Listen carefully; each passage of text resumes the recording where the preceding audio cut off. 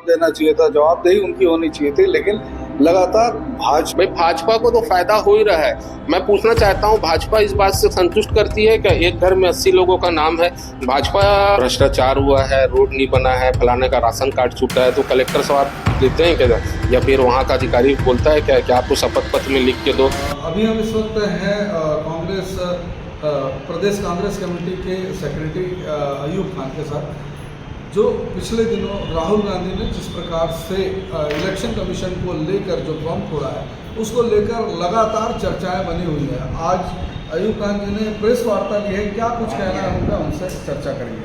तो बताइए किस प्रकार ये जो हुए हैं 4-5 दिनों में जो हलचल है, उसको कैसे देखते हैं?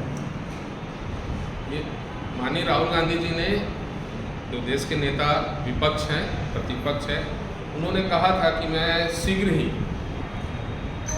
चुनाव आयोग जो धांधलियाँ कर रहे हैं, जो वोट चोरी कर रहे हैं, उसके खिलाफ सबूत पेश करूंगा और एटम बम प्रस्तुत करूंगा, फोड़ूंगा। तो उन्होंने पूरे देश की मीडिया के समक्ष और देशवासियों के समक्ष और सोशल मीडिया के हर पोर्टल, मतलब हर उसके समक्ष उन्होंने अपनी बातों को रखी। उन्होंने बताया कि लोकसभा में हमारी 25 सीटें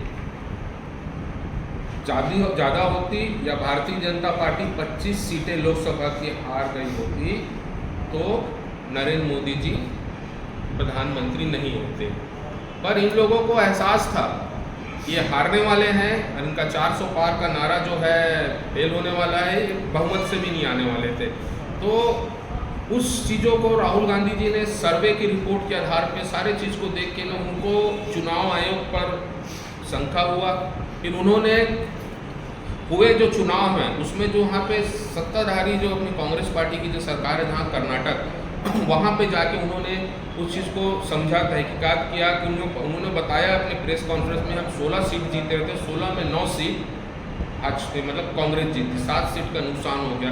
कुछ एक ऐसी सीट थी जहाँ पर कांग्रेस विधानसभा में काफ़ी वोटों से जीती थी, पर वो लोकसभा में हार गई। तो उस सीट पे उन्होंने रिसर्च करा, मतलब जांच किया। जांच करने के बाद वहाँ का डेटा, वहाँ का वोटर लिस्ट, वहाँ का डिजिटल, वो सब चीज़ की जानकारी ली। तो उन्होंने पाया कि उस सीट में, महादेवपुरम नामक सीट है विधानसभा की, तो उन्होंने पाया कि उस सीट पे बहुत फर्जीवाड़ा हुआ है। एक ऐसा मकान था जिस मकान में एक कमरे का मकान है जहां 80 मतदाताओं का नाम दर्ज है, 80 मतदाताओं का नाम दर्ज है। कुछ ऐसे मकान में 46 मतदाताओं का दर्ज है। और इसी तरीके से कम एक मतदाता का 5 राज्यों में नाम दर्ज है, 10 मतदाताओं का 20 राज्यों में। तो उन्होंने ऐसे कितनी संख्या जो दाताओं का, उन्होंने हर जगह उस चीज़ का डेटा रिपोर्ट वहाँ पर प्रस्तुत करा। और फर्स्ट टाइम वोटर जिसको बोलते हैं, फर्स्ट टाइम वोटर जिसको बोला गया, 18 साल का फॉर्म 6 में फर्स्ट टाइम वोटर होते हैं, उस फर्स्ट टाइम वोटर में जो जिनकी उम्र देखा गया तो 70 से 96-92 तक के लोगों का नाम प्रूफ है। और जीरो एड्रेस 50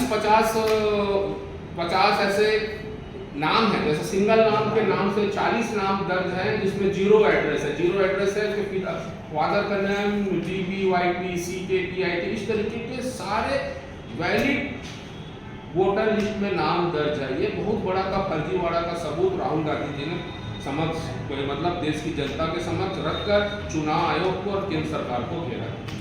बताएंगे लगातार जो ये राहुल गांधी जी ने जिस प्रकार से पूरे घोटाले का पर्दाफाश किया है, उसके बाद इलेक्शन कमीशन लगातार उनसे शपथ पत्र भरने की मांग कर रहा है, उसको लेके कैसे देखते हैं?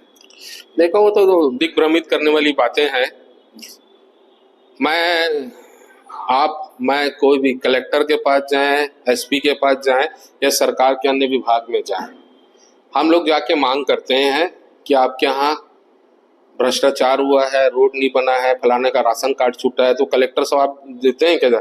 या फिर वहाँ का अधिकारी बोलता है क्या आपको शपथ पत्र में लिख के दो तब मैं जवाब दूंगा? ऐसा कोई बात होती है क्या? वो गुमराह कर रहे हैं। सरकार का बैठा आदमी, सरकार का चाहे सरकारी विभाग का, चाहे चपरासी से लेके कलेक्टर हो, कलेक्टर से लेके गवर्नर हो या प्रधानमंत्री हो, वो जनता के प्रति जवाबदेही उनकी बनती, उसके एवज में वो जाम मांगना वो गलत बात है। हमको अगर शपथ पत्र क्या है, आरटीआई लगा के हम जानकारी मांग सकते हैं, ऐसा नियम भी है, तो वो गुमराह कर रहे हैं सही चीज को बताने के लिए।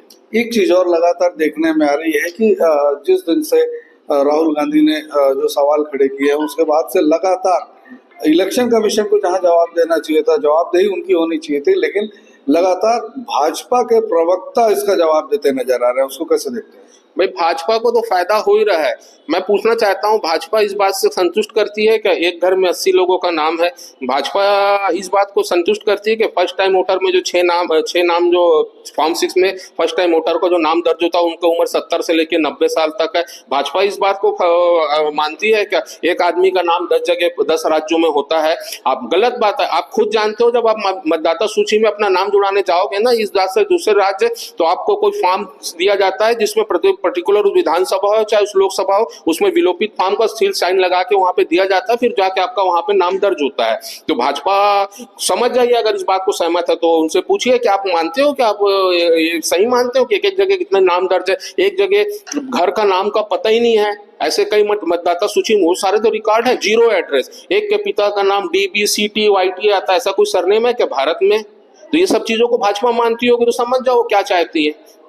अभी जिस तरीके से खुलासा हुआ है, क्या उसको देख के ये लगता है कि छत्तीसगढ़ के चुनाव में भी इस तरीके के कुछ घोटाले हुए हैं? अरे निश्चिंत है, छत्तीसगढ़ में तो 100% घोटाला हुआ है। अरे छत्तीसगढ़ में तो सारे लोग जानते थे कि कांग्रेस बहुत ज्यादा अच्छे सीटों से जीत कर रही है, जो पिछले बार से ज्यादा जीतों जा रही है। इन लोग 400 पार का नारा लगाए थे। 400 पार के नारा में इनको चाहिए था कि 80% रिजल्ट मिले, इसलिए 4 राज्यों में चुनाव था, तेलंगाना, छत्तीसगढ़, राजस्थान और मध्य प्रदेश। अगर 2 राज्य कांग्रेस जीतती, 2 राज्य भाजपा जीतती, तो इनका जो 400 पार का नारा था वो ब्रेक हो जाता, क्योंकि उसी के नारे के नाम से टेम्पो बना रहे थे ना, कुछ दिन 6 महीने बाद लोकसभा है। इसलिए उन लोगों ने तो छत्तीसगढ़ को तो मिल के मतलब कैसे भी कर संयन करके फंसा के जो भी करना है करके उन्होंने छत्तीसगढ़ में कांग्रेस को हरवा दिया। जैसा कि आपने सुना, लगातार जिस तरीके से जो खुलासा जो इलेक्शन कमीशन के खिलाफ जो खुलासा हुआ है उसके बाद से चर्चा का दौर जारी है। अब देखना होगा कि आने वाले समय में ये किस तरीके का मोड़ लेता है। फिलहाल सामने अभी 2 महीने बाद बिहार का चुनाव है। बिहार का चुनाव इस बात को वो प्रदर्शित कर